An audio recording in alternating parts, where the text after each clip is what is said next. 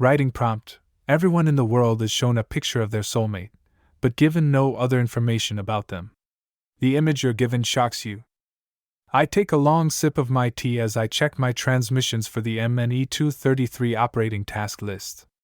I'm still groggy as I scroll through the messages, rubbing my face to try and shake off this drugged haze. I can't help but think how old these messages must be. How long was I out for?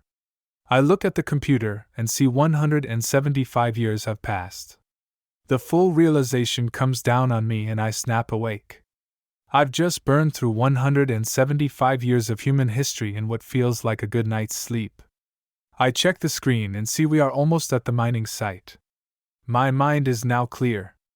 I remember that in a few days the rest of the crew will be injected with the same wake-up chemicals and be let out of hypersleep, just like me.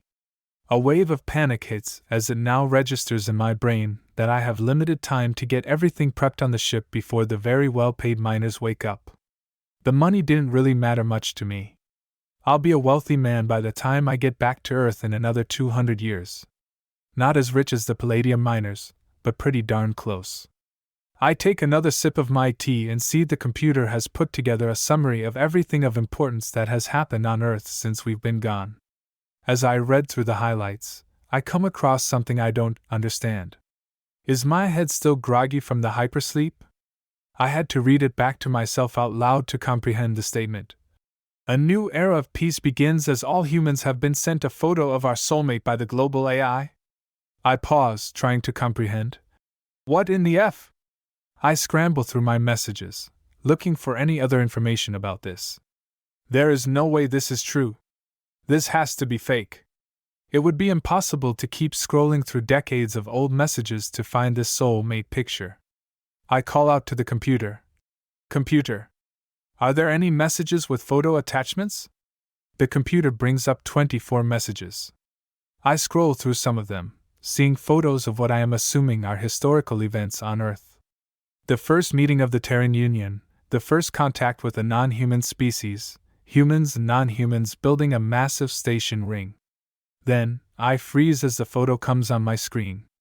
A headshot photo of a female, staring straight at the camera, almost like a mugshot. No expression, but utterly beautiful. It was Betty, my Betty. Time is moving so slowly as the full realization of my screw-up slowly creeps into my mind. Looking back at the 175-year view, it was just a small argument. A stupid small argument over where we would live. She liked the cold and wanted to move up north.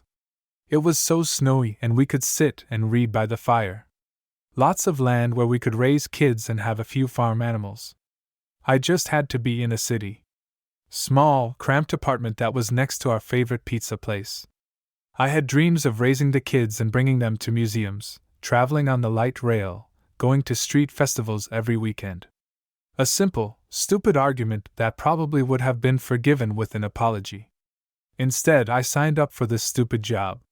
It was a last-minute sign-up and they rushed me through the boot camp. Such an impulsive and non-thinking action.